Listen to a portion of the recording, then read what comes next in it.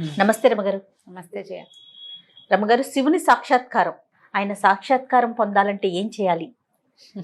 ఏ మార్గంలో పయనిస్తే మనకు లభిస్తుంది అంటారు? అంటే సాక్షాత్కారం అంటే సినిమాలలో గడ్డిగా మన శివుడు ప్రత్యక్షం అయిపోతాడు అలా అని అనిపిస్తోంది కాబోలు, అంతేనా? అదే నా ప్రశ్న. శివుడు అంటే ప్రత్యక్ష రూపం కాదు కదా జయ. మనకేం తెలుసు, సినిమా కానీ, డ్రామాలు కానీ, నాటకాలు కానీ, లేదా మనం సీరియల్స్ చూస్తాం. వీటిలలో ఏంటంటే శివుడు అనే ఒక వ్యక్తిని చూపిస్తారు మనకు తెలియడం కోసం. వీళ్ళకి శివుడు ప్రత్యక్షమై ఈ వరం ఇచ్చాడు అని తెలియడం కోసం వ్యక్తిని చూపిస్తారు. అందులో ఉన్న త్రిమూర్తుల్లో చాలా తొందరగా వచ్చేసేది ఆయనే. తొందరగా వస్తాడు, తొందరగా ఇచ్చేస్తాడు అని చెప్పుకుంటాం. మనకు అవి తెలుసు. శివుడు అట్లా సాకార రూపిగా మన ముందు ప్రత్యక్షం అవుతాడని, మనలాగానే ఇంకొంచెం ఘనంగా ఉంటాడని మనకు అదే తెలుసు. మనలాగానే ఉంటాడు, ఇంకొంచెం తెల్లగా ఉంటాడు, తర్వాత ఏ త్రిశూలం పట్టుకుంటాడు, మనలాగా బట్టలు గిట్లు కాకుండా ఏదో పులి చర్మం కట్టుకుంటాడు, ఏనుగు చర్మం కడతాడు, లేకపోతే పైన గంగమ్మను పెట్టుకుంటారు, గంగను పెట్టుకుంటాడు, మెడలో పాములు ఉంటాయి. మనకి తెలుసు కాబట్టి శివుడు అంటే ఇలా ఉంటాడు అని మనం అనుకుంటున్నాం. అవునండి. నిజానికి శివుడు ఇలా ఉంటాడా గ్యారంటీగా మనకు తెలుసా? మనకి బుద్ధి నిలవడానికి ఇలా ఉండి ఉండొచ్చేమో అన్న ఊహకి ప్రతిరూపంగానే మనం గీసుకునే చిత్రాలు, చూసుకునే ఫోటోలు, వారైనా మనకు పంపించే రకరకాల ఇమేజ్లు అవన్నీ. శివుడనే ఆయన ఈ ప్రపంచం మొత్తాన్ని లయకారకుడు, ప్రపంచం మొత్తాన్ని లయం చేసేవాడు. అవును కదా.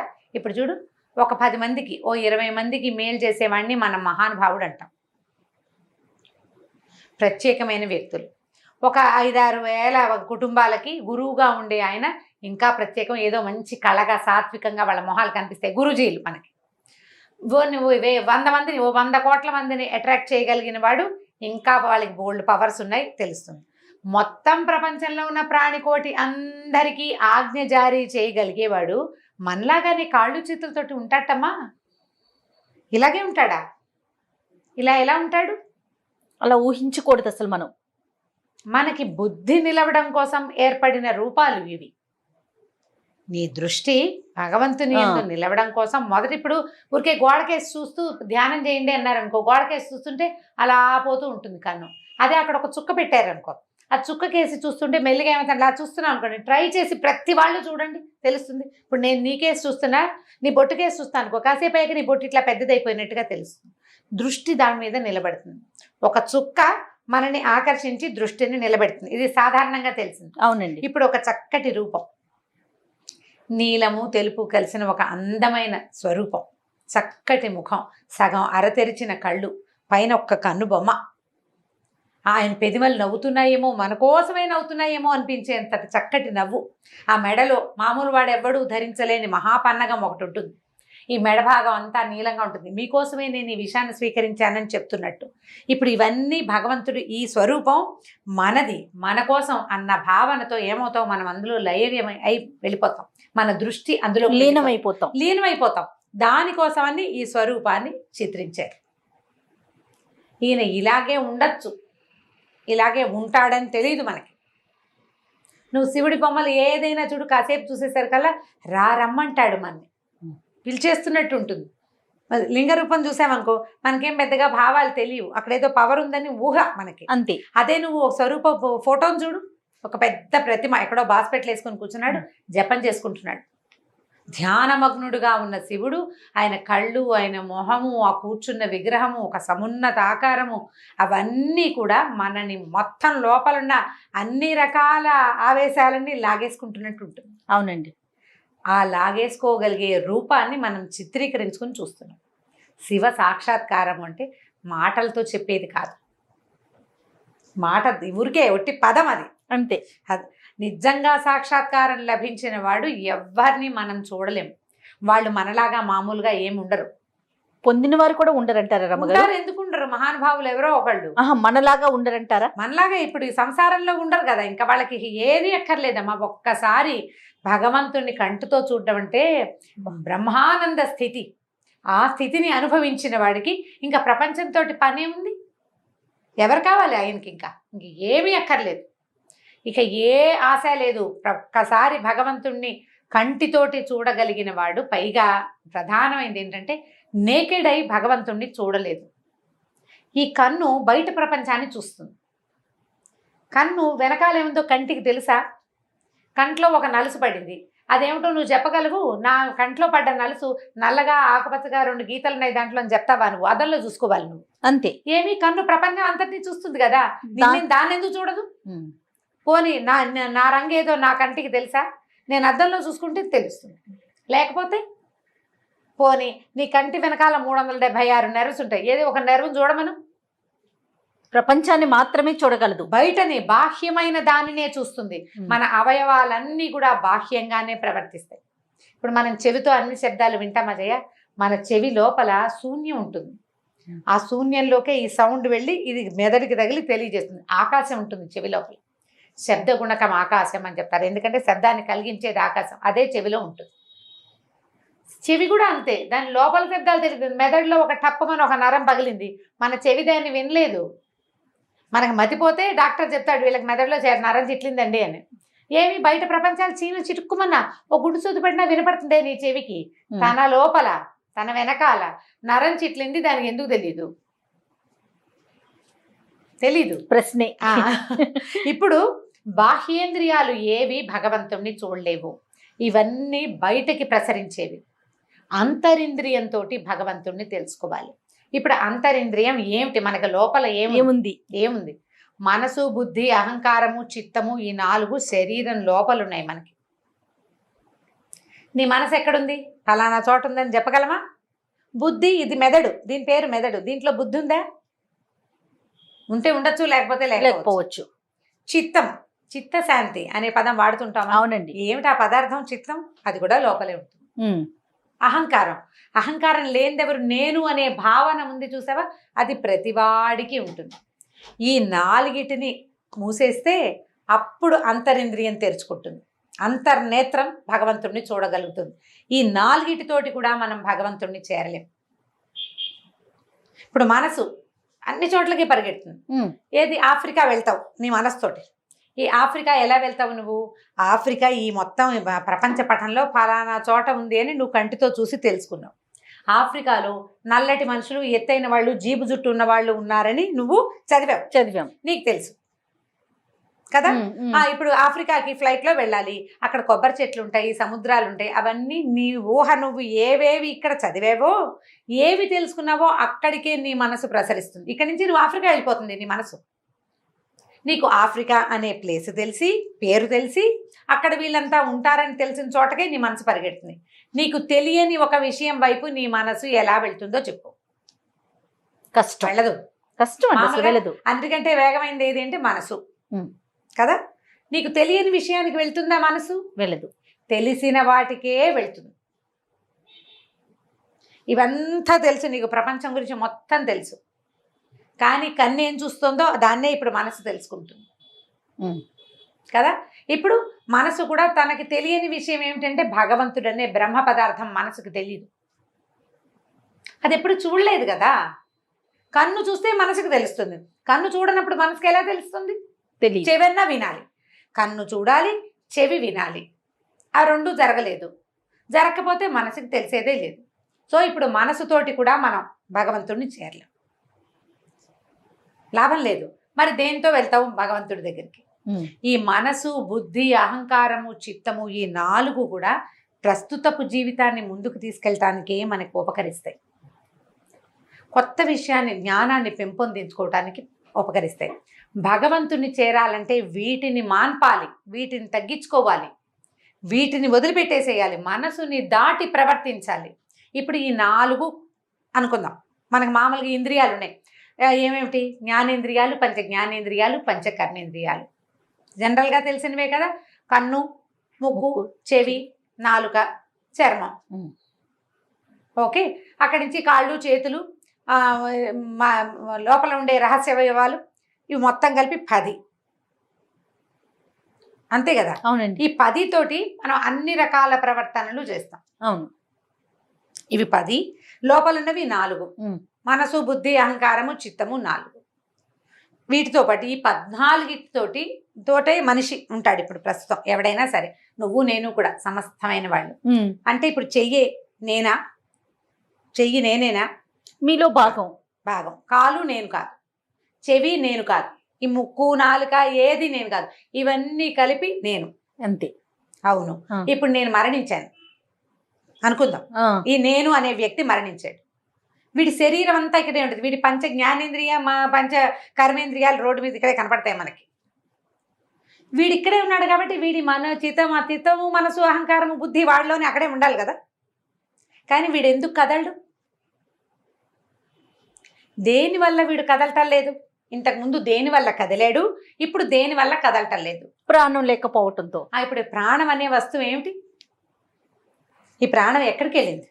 ప్రకృతిలో కలిసిపోయింది. ముందు ఎక్కడి నుంచి వచ్చింది? ప్రకృతి నుంచే వచ్చింది. ఇప్పుడు ఆన్సర్లు కరెక్ట్గా ఉన్నాయి నీ దగ్గర.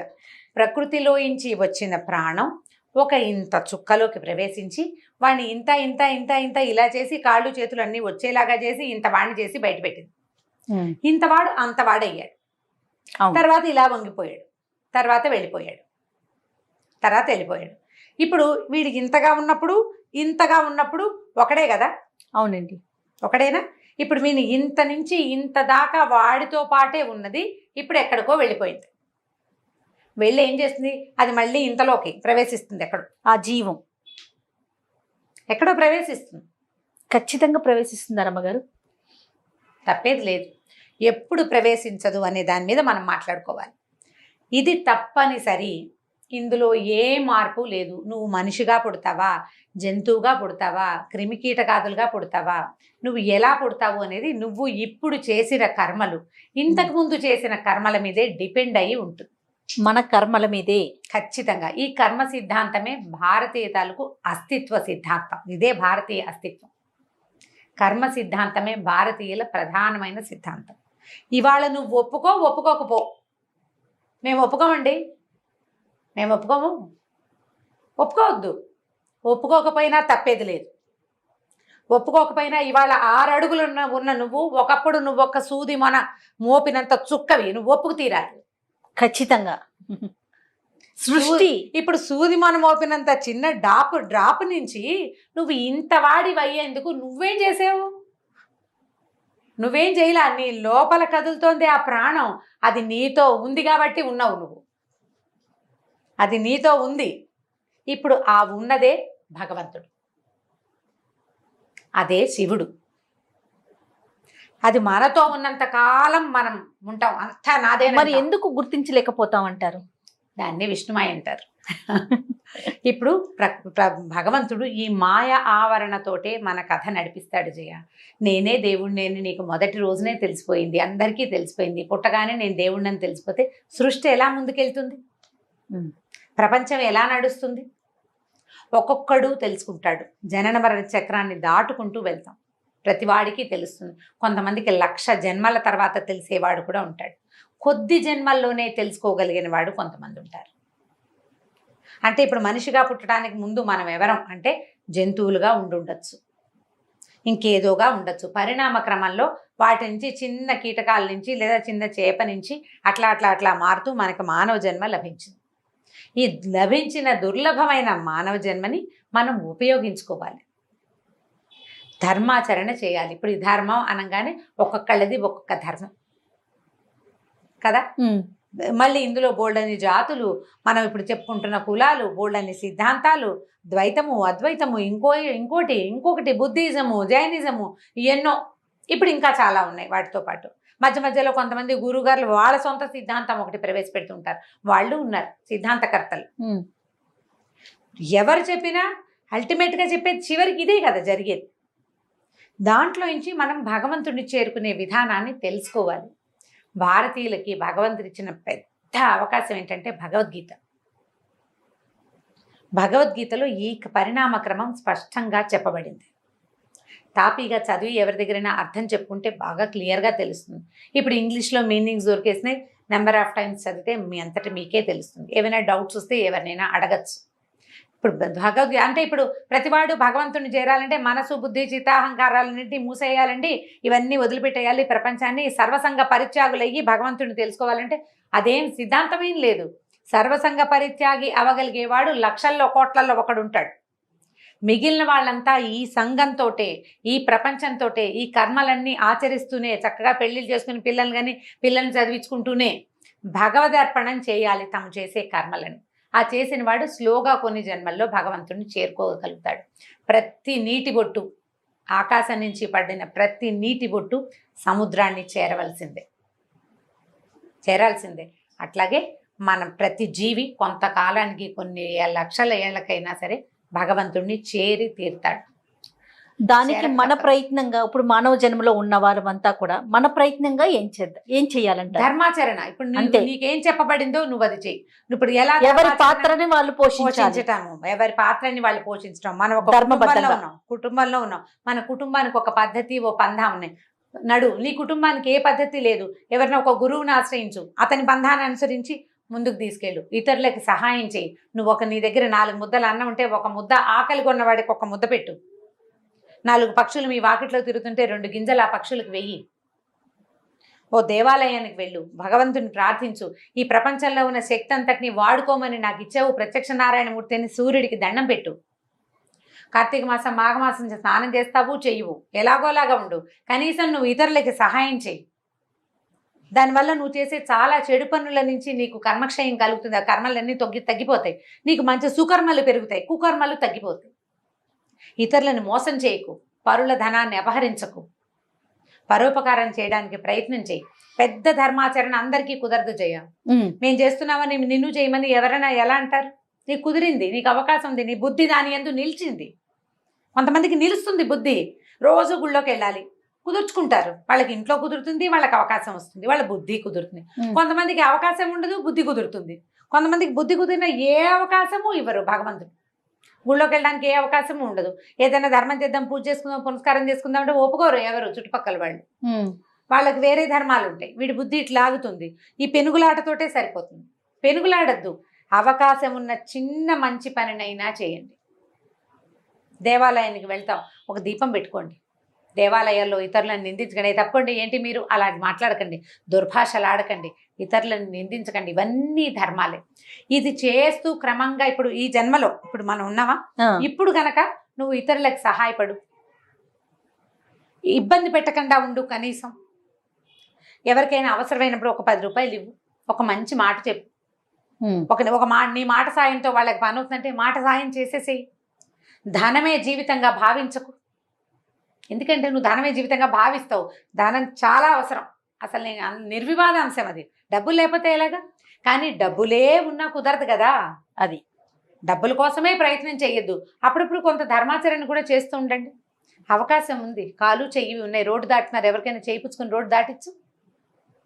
ఎవరో బ్యాగ్ మొయలేకపోతున్నారు, ఆ బ్యాగ్ తీసుకో. చిన్నవే కదా మనం చేయగలిగిన. ఇలాంటి ఆచరణ చేస్తుంటే తరువాత జన్మలో ఈ ఆచరణ ఉంది చూసావా, అది వీడికి కొంచెం ముందుకు తీసుకెళ్తుంది.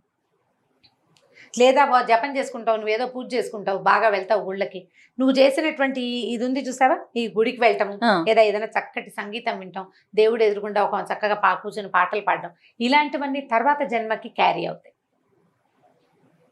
మనిషి చనిపోతే ప్రాణాలు పోతాయి కదా, మామూలుగా మనం చెప్పుకుంటాం. అయితే ఏంటంటే లోపల పంచకోశాలు ఉంటాయి మనకి. అన్నమయ, మనోమయ, విజ్ఞానమయ, ఆనందమయ, 5 కోశాలు.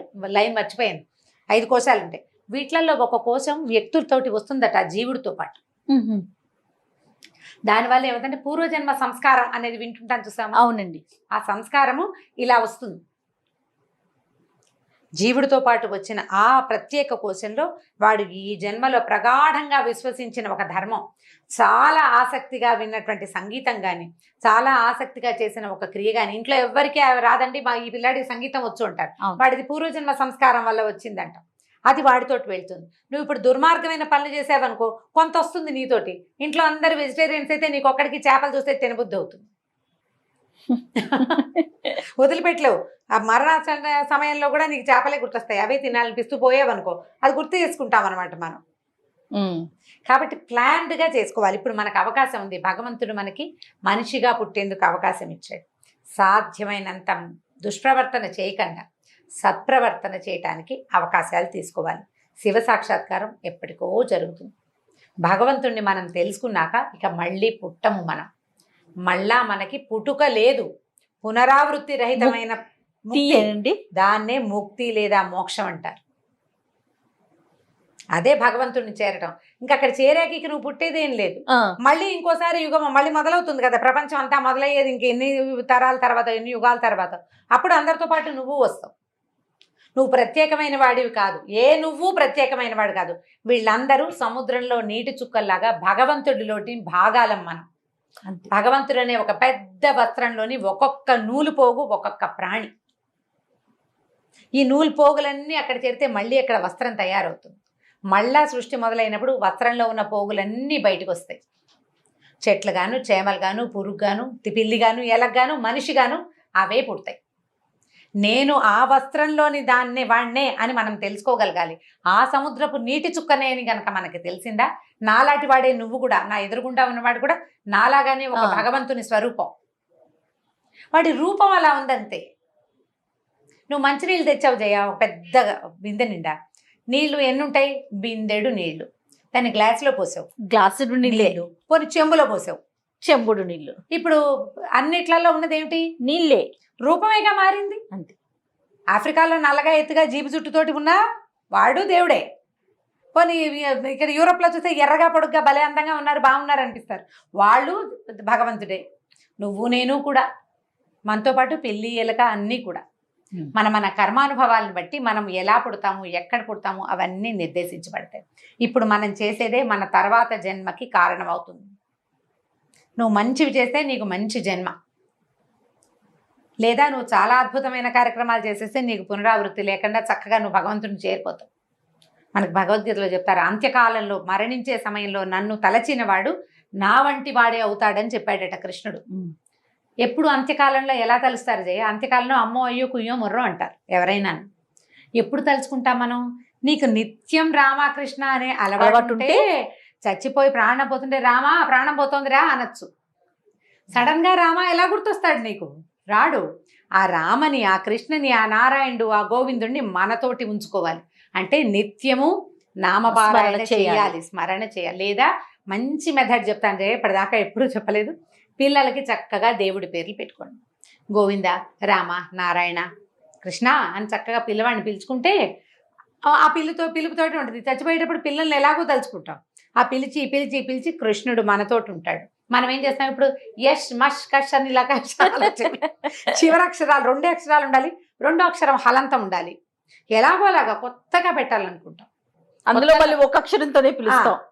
కొత్త అక్షరంలోనే ఒకే అక్షరంలో పిలుస్తున్నాం. అదేదో సినిమాలో లీ అని పిలుస్తుంటారు వాడిని. లీ అనేది పిలిపేట విచిత్రంగా ఉంటుంది. లీ అని పే అని పిలుచుకోకుండా చక్కగా దేవుడి పేర్లు కనుక పెట్టుకున్నామంటే ఏం చక్కగా దేవుడి పేరుని పిలుచుకుంటూ ఉండొచ్చు రోజంతా. దీని మీద మొన్న కార్తీక పురాణంలో ఒక కథ కూడా ఉంది, అజామిళుడి కథ. అందులో నారాయణ నారాయణ అని పిలుస్తాడు. చచ్చిపోయేటప్పుడు కొడుకుని పిలుస్తాడు ఆయన. నారాయణ దూతలు వచ్చేస్తారు, విష్ణు పార్షదులు వచ్చి తీసుకెళ్ళిపోతారు అతను.